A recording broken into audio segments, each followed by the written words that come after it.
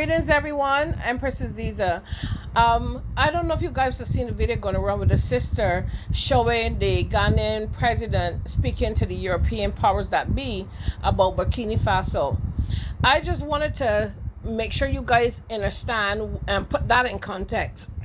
Remember years ago, there was talk of Ma'am or Prime Minister Mia Mottley taking the flag down to Ghana, and there was talk of her burying the flag and what's not. Well, Ghana, like Barbados, that Mom had put us in the hands of Enlil. This is a war between two brothers. Barbados is naturally Enki's land. When Enki left Somalia, he brought a lot of the gold here to the Caribbean, Haiti, and different places. And Haiti is not gold like you think, shiny gold, but it's gold that is life-changing. Basically, he hid the codes here, and that's why now you see the surges of people coming here trying to find those codes. There's a reason that there's a trident. Trident is actually Atlan's rule of power, but they broke the trident because they have broken the power, but now the trident is being restored through the women, right? Anyway, that's a story for another day. But here you have the PM connecting with Ghana, and as you remember, during COVID, a lot of Ghanaian nurses were here. Well, supposedly nurses, because from my understanding, as soon as I get the information, if it's the correction, I'll make that correction. From my understanding, there were lots of nurses' aides who were given the title nurse to come here, and they didn't treat our people well. Some of them didn't treat our people well. Anyway, this was an exchange because Ghana is Enlil's children.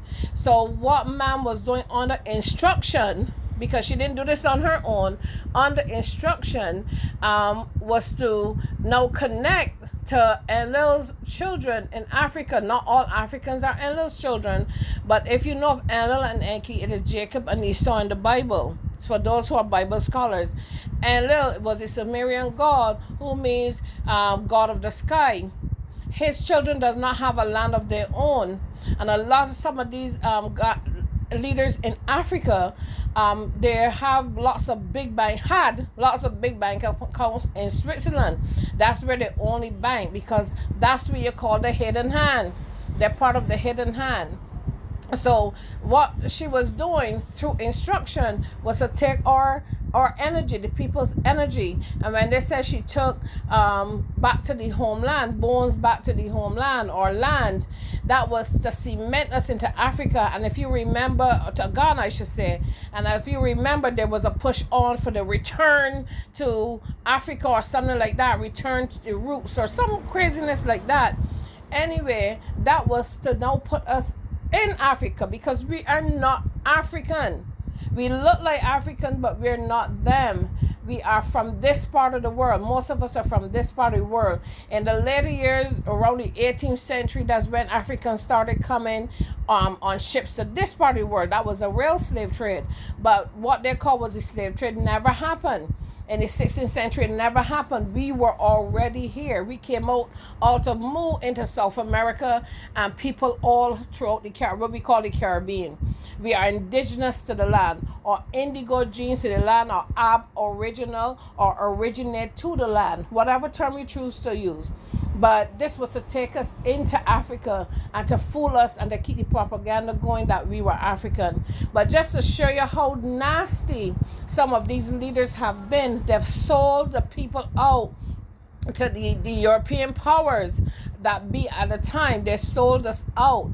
But anyway, this is the time of information. This is the age of information, and the people are waking up and will no longer tolerate it. Anyway, I'm putting the video here so that you can see it if you didn't see it before. Peace and blessings. I'm Empress Aziza.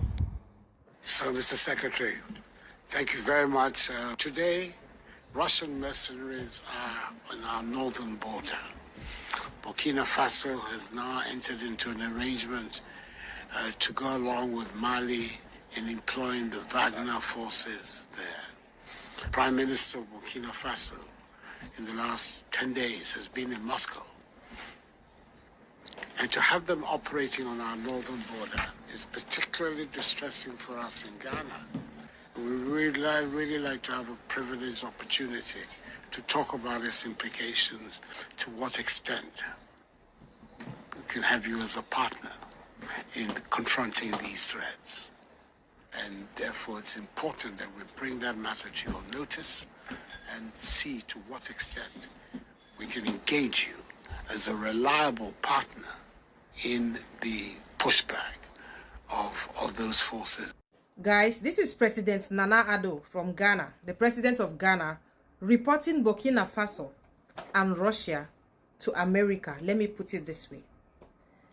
We all know Russia is with Burkina Faso. Apparently, Ghana is with America. Now, Ghana is reporting Burkina Faso to America. This is what disunity looks like. If the AU was functioning, these are the kind of issues we can resolve in AU. These are the kind of things AU needs to look into. But no, we keep taking our issues to our colonizers and we expect them to stop meddling in our issues. We keep telling them that we cannot govern ourselves. We keep telling them that we are not together and we expect them to stop meddling in our issue. I understand that the president of Ghana is looking out for his citizens. But must we go back to our colonizers with our problems? Well, honestly, this is so difficult for me to watch. Okay, this is so sad that our African leaders don't know how to resolve their own issues. They must run back to the colonizers to be able